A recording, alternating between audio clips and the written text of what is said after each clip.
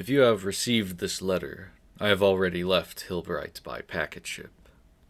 I should arrive in Throd far to the east in about 6 or 8 days. I apologize that we missed each other if you chose to seek me here in Hilbright, but if you remained home, I highly recommend and urge you to make the trip. The city is incredible, and even the trip there I had encounters that were most interesting. Just outside Hilbright, I spotted a military caravan hauling the largest cannon I'd ever seen. A marvel of engineering it was. It was being hauled on a sled by a team of 6 oxen. The cannon, I estimate, was nearly 8 feet in diameter. It was being taken south, likely to high water no less.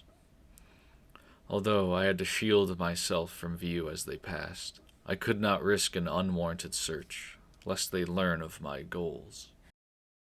Hilbright itself is so foreign a city to us children of Everthor. I was pleasantly surprised to find how open the streets were compared to Everthor. I have always been told that Everthor's streets are very cramped compared to other places in the world, but to be in those other streets is an experience. Books are an utmost common sight in their places of intellect. Imagine if the libraries back home archived more than just simple letters and notes from foreign diplomats. In the little free time that I had before my departure, I sought to have a few questions answered that I had about the East. I thought it wise to seek those answers in the city's cathedral. After receiving directions from the locals, I made my way to what I made out to be the House of the Wounds. The cathedral, despite its unpleasant name, was a stunning palace of stone and stained glass. The cathedral's chapel surrounded you in a circle of colored light.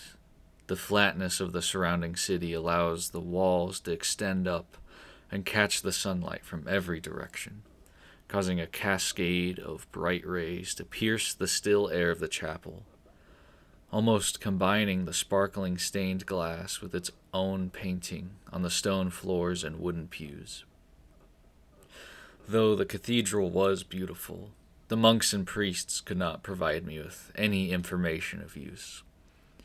So I made my way to the dock and waited to board the ship.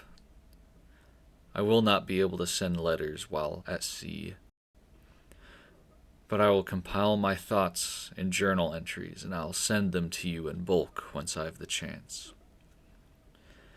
The outer seas can be perilous, but I cannot risk being caught by an imperial patrol. May we avoid the gaze of the god beast.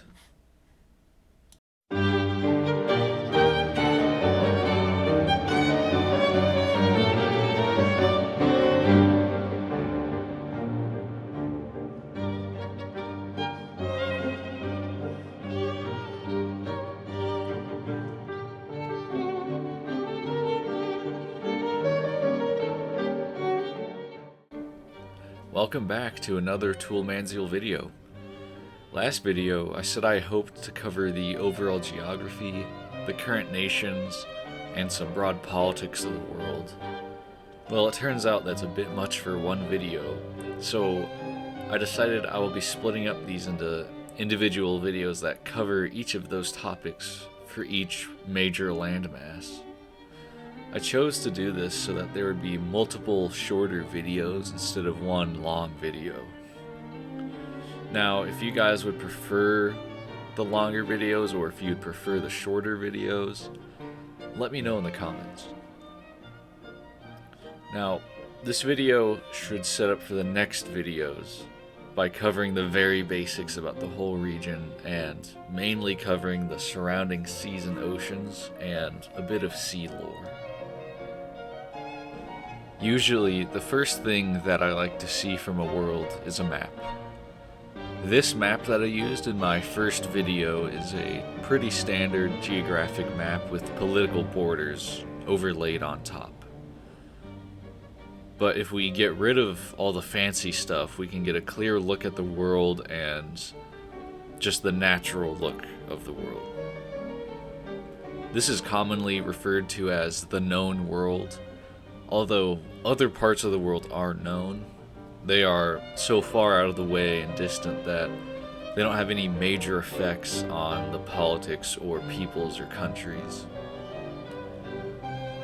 The known world consists of three major landmasses: Rostov to the north, Perethus to the southeast, and Ulgulots to the southwest, although it's more commonly referred to as the Far Lands. These three landmasses are separated by the Sea of Zanus, which is used extensively by all who have a coast with it. This is majorly because the Sea of Zanus proves exponentially safer to navigate than the surrounding oceans and seas due to a variety of reasons. The surrounding bodies of water are extremely treacherous. Prowled by the god beast named Icarus, it curses violent storms and incredible waves that pose a danger to even the most skilled crews. Sea beasts also prowl most of these waters, but their rarity makes them a lesser risk compared to the wrath of the god beast. Though, Icarus seems to hold little power within the Sea of Zanus, which I will talk about more in a more specific video. These other seas and oceans are commonly referred to as the outer seas by sailors and coastal communities. The stark difference in the experiences of sailors in the outer seas has earned them the simple name of outer sailors, with many holding that name as a title of grit and strength. But what are these bodies of water? The Gildan Sea, the Sea of Cronus, the Crested Ocean, the Southern Barrier Sea, the Occulta Ocean, and the Ocean of the Deep are all considered to make up the outer seas. Some of these waters are traveled more frequently than others. The Gildan Sea, the Sea of Cronus, and the Crested Ocean are scarcely traversed, most ships sticking close to the coast, doing small trade routes or fishing when needed. The Occulta Ocean is used frequently by traders traveling between high water and low water.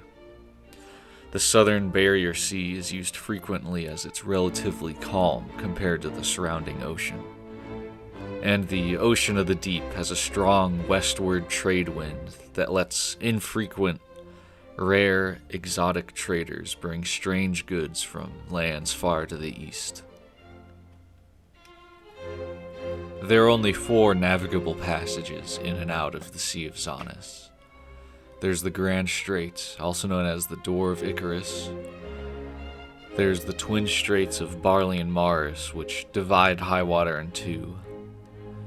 There's Crindle's Gap, which used to be on par with the Twin Straits in trade, but pirates taking refuge in the Yellow Bay has warded off most ships and left the strait empty.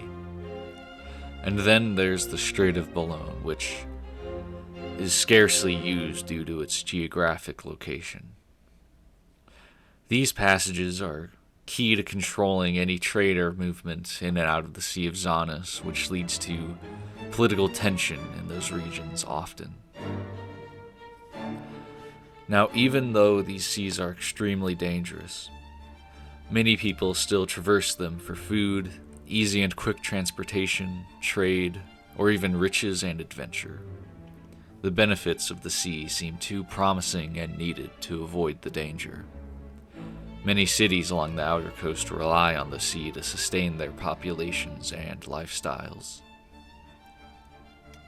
The outer sailors are a majority poor and often homeless men who need about any kind of pay to survive. Many are destitute men whose misfortunes on land pushed them to desperate measures. Even then, many sailors choose to abandon seafaring after their first job, but there are plenty of desperate souls to fill in. Only the most resilient, broken, and desperate choose outer sailing as their lifelong profession. Outer sailors' lives are ones of struggle and suffering, facing horrid and erratic weather and the occasional sea monster. The few sailors who live to retire tell many tales of strange happenings at sea, odd islands and terrible creatures. They spout stories like an open faucet at their local pub when they can. These tales often do little to discourage young men from signing aboard ships, though. The stories told by those old sailors acting more as a promise of adventure than a promise of struggle. Wherever there's a lack of the hopeless, foolhardy young men fill in. Thank you for watching my second video. I hope you guys enjoy. If you have any comments or suggestions, please comment and like the video. I'll see you all in the next video.